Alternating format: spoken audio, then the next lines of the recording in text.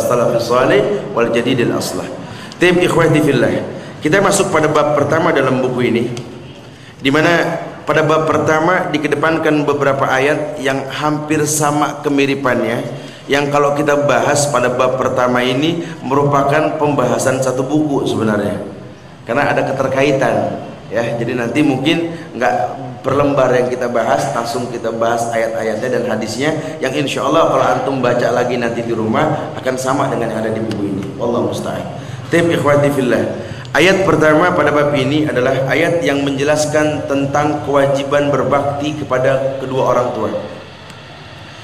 Kalau berbakti kepada orang tua merupakan ibadah, kita bicara ibadah, kita bicara rukun dan syarat.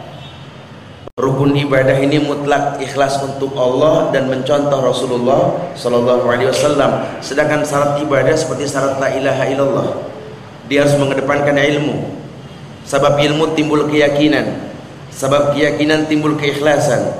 Orang yang ikhlas akan timbul kejujuran, kejujuran akan berbungakan kecintaan. Kecintaan inilah yang akan memberikan hasil ingkiyat dan qabul, tunduk dan patuh kepada yang dicinta. Kalau salah meletakkan cinta, kerugian yang bakal dia gapai. Ikhwati fillah, ayat ini berbunyi, wa qadha rabbuka alla ta'budu illa iyyahu wa bil walidaini ihsana.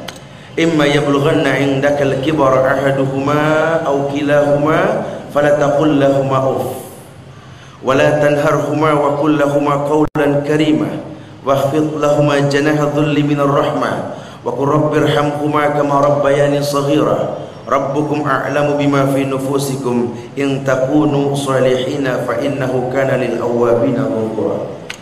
Ayat yang indah ini menjelaskan wa qadha rabbuka, Allah telah takdirkan dalam bentuk perintah, wa qadha rabbuka alla ta'budu illa iyyahu.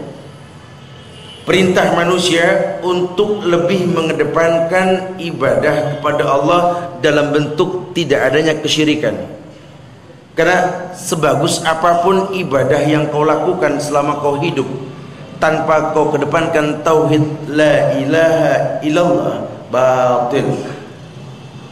Allah batalkan semua ibadah manusia tanpa memahami la ilaha illallah.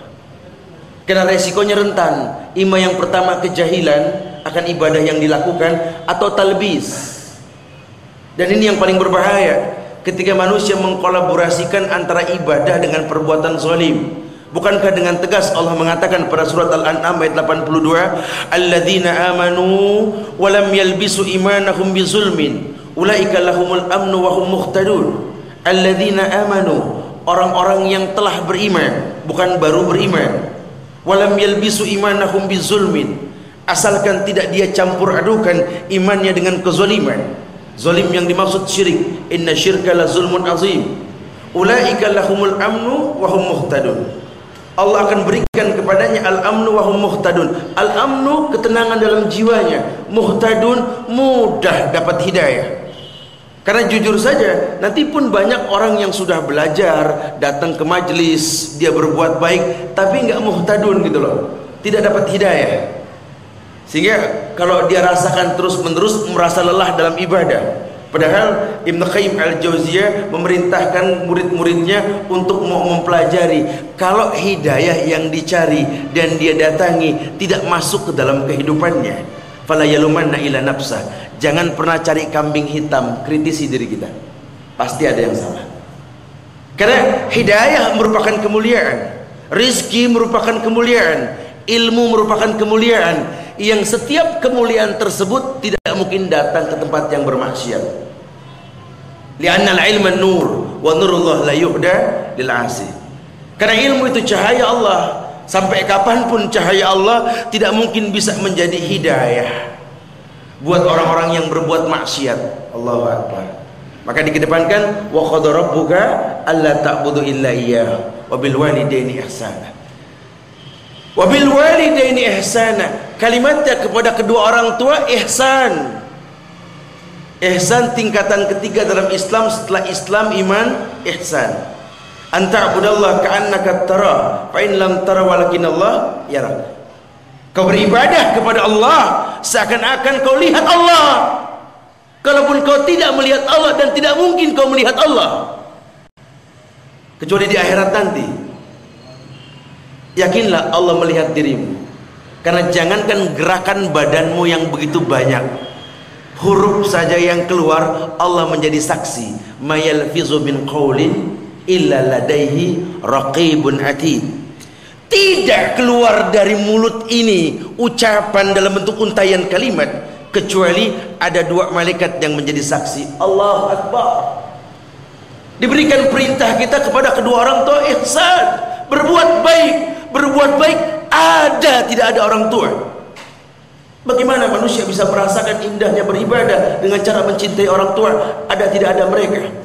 Wallahi, antum bisa mengistimbatkan hukum dari doa yang sering kita panjatkan buat kedua orang tua kita. Rabbighfirli wa liwalidayya warhamhuma kama rabbayani saghira. Kalimat kama rabbayani saghira ini adalah hak seorang anak kepada orang tuanya. Seperti mereka mencintaiku dari kecil, ya Allah.